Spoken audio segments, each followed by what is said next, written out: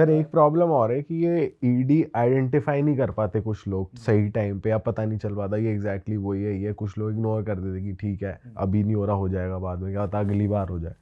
तो आइडेंटिफाई कैसे करे इंसान कि मेरे को इरेक्टाइल डिसफंक्शन है, खड़ा नहीं हो रहा? देखो, एक बहुत बड़ा जो इरेक्टाइल डिस्फंक्शन का परसेंटेज ऑफ पेशेंट्स है ना, उनको ईडी है नहीं, उनको एंग्जाइटी है।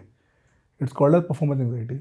मतलब वो फर्स्ट टाइम इंटरकोर्स कर रहे हैं या फर्स्ट टाइम गर्लफ्रेंड से मिल रहे हैं, उतना कॉन्फिडेंस नहीं है, करना नहीं आ रहा है, या आज के दिन ज़माना वेब सीरीज़ का है। वेब सीरीज़ में जो धमाकेदार सेक्स हो रहा है टीवी के ऊपर, अब वो रियल लाइफ में तो इतना धमाकेदार होता नहीं है। ठीक है कि बिस्तर भी हिल रहा है, होटल भी हिल रहा है, हॉस्पिटल भी हिल रहा है, तो वो सब तो नहीं होता। तो हम कई बार जाते हैं सेक्स करने ओवर एक्सपेक्टेशन से। या फिर आपस में इतनी बातें कर ली होती है, हम ऐसे कर देंगे हाँ वैसे कर बिल्कुल देंगे। बिल्कुल। अब मैंने 10 पोजीशन करनी है और मैंने ये भी करना है, वो भी करना है, और ये एक्सपेक्टेशन सिर्फ आदमी की नहीं है, वो औरत की भी है, जो गर्लफ्रेंड है या वाइफ है उसकी भी है, वो भी देख के आ रही है।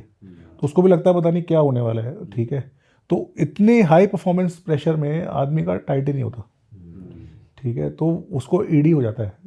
और उसका रीज़न साइंटिफिक है, it's called as fear response. अगर आप किसी चीज़ को बहुत ज़्यादा सोच लोगे, ओवर थिंक कर लोगे, चाहे वो पॉडकास्ट ही हो, फॉर एग्जांपल आज मैं पॉडकास्ट कर रहा हूँ और मैं बहुत सोच लूँ उसके बारे में, तो मैं बोल ही नहीं पाऊंगा।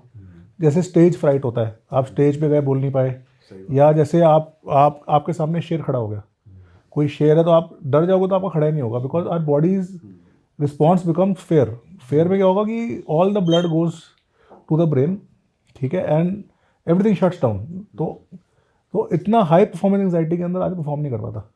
ठीक है, तो उसको लगता है उसको ईडी हो गया। अब ईडी के लिए क्या है कि अब इंटरनेट में इन्फॉर्मेशन भरी पड़ी है, जब डालोगे इंटरनेट पे ट्रीटमेंट ऑफ ईडी, सबसे पहले दवाई आएगी। अब ये जो दवाइयाँ है, टडालाफिल, सिडनाफिल, ये दवाइयाँ ओटीसी दवाइयाँ नहीं है, they are not Crocin. You can not go to chemist and ask कि को दे दो, वो दे देगा। These medicine need to be prescribed by a doctor. पर इंडिया में रेगुलेशन है नहीं, आप किसी जाओ केमिस्ट पे, वो दे देगा आपके हाथ में। आपने एक 21 का लड़का, एक 22 का लड़का जिसको ईडी नहीं है, जिसने फर्स्ट टाइम नहीं कर पाया, उसको वायग्रा की डाल दी हैबिट 22 साल पे 100 mg की, और अब वो लिए जा रहा है अगले 3-4 साल तक, जब उसको पता नहीं उसको ईडी है भी या नहीं है।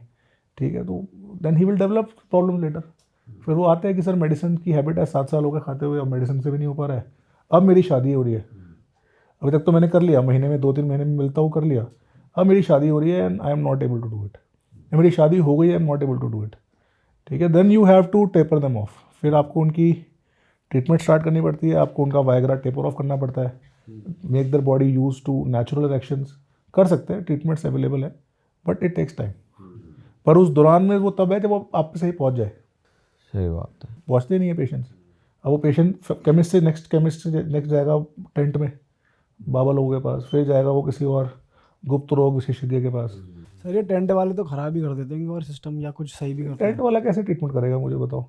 मैंने कभी सुना नहीं कि कोई हार्ट का पेशेंट टेंट में जा रहा है, या कोई लंग का पेशेंट टेंट में जा रहा है, या कोई डेंगू का पेशेंट टेंट में जा रहा है। और अभी भी चल रहे हैं आए दिन। हाँ, ये सिर्फ ईडी के पेशेंट टेंट में जाते हैं। ठीक है, आपके फादर को या आपके फैमिली में किसी को बीमारी हो जाए, कैंसर हो जाए, कुछ हो जाए, तो आप टेंट में नहीं जाओगे, आप डॉक्टर के पास जाओगे। पर ईडी में क्योंकि इतनी ज़्यादा एम्बेरसमेंट है, शर्म है, किसी से बात नहीं कर सकते, दोस्त से बोलोगे वो हंसेगा, घर पे बोलोगे तो पेरेंट्स में बात फैल जाएगी, वाइफ से डिस्कस नहीं कर सकते, वाइफ वैसे ही आपसे रोज़ चिल्लम चिल्ली कर रही है कि आपसे हो नहीं पा रहा है, आपकी वैसे ही, तो आप क्या करते हो, आप डर के मारे क्या करोगे? टेंट में घुसेगा फिर तो आदमी। अब टेंट में जाओगे तो टेंट वाले को तो बड़ा सिंपल है, वो आपको सांडे का तेल देगा। सांडा यू नो ना, सांडे का तेल, लिवर तेल, लिवर ऑयल, एक ग्लिजर्ड होती है सांडा, उसका लिवर से तेल बनता है, वो दे देगा आपको। वो थोड़ा सा अश्वगंधा पकड़ा देगा, शिलाजीत पता नहीं क्या देगा वो। जितना शिलाजीत बिक रहा है उतना मिल नहीं रहा है। ठीक है, जो सेम लाइक जितना देसी घी बिक रहा है उतना दूध नहीं बन रहा इंडिया में। तो ये सारा तो प्योर नहीं हो सकता, कुछ तो मिलावट हो रही है।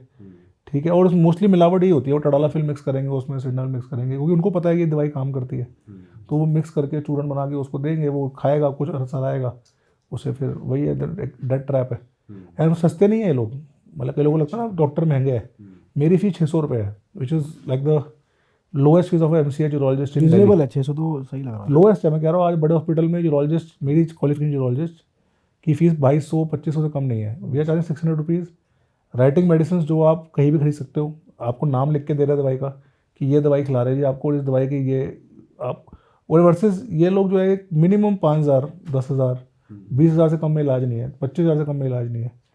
तो पेशेंट आते हैं, 1,00,000 रुपये ले लिया, 1.5 लाख रुपये ले लिया, और क्या दिया, 15 दिन का कोर्स, 20 दिन का कोर्स, और वो गोल्ड दे रहे हैं, सोना दे रहा है, मोती तो दे रहा है। वैसे सर ये चीज़ सही में काम नहीं करती, ऐसा है कि ये मतलब, या फिर ऐसा कि थोड़े टाइम तक करती है? तो दो चीज़ें हैं, एक होता है प्रिवेंटिव और एक होता है ट्रीटमेंट।